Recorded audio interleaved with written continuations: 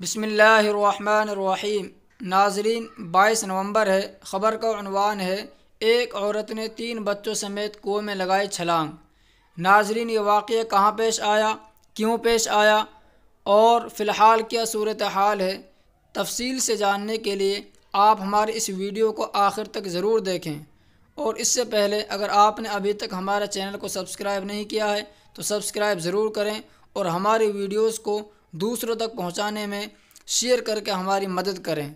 जी हाँ नाजरीन, आपको बता दें कि यह वाक़या मेवात का मशहूर शहर नूह के पास गांव खेड़ा का है, जहां एक औरत ने घरेलू हालात से परेशान होकर अपने 3 बच्चों समेत एक कुएं में छलांग लगा दी।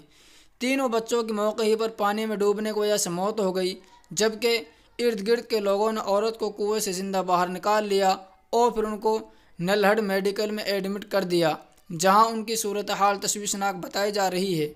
जी हाँ नाजरीन, इसी तरह के मज़ीद ख़बरों के अपडेट के लिए आप हमारे चैनल को सब्सक्राइब करें और हमसे बराबर जुड़े रहें।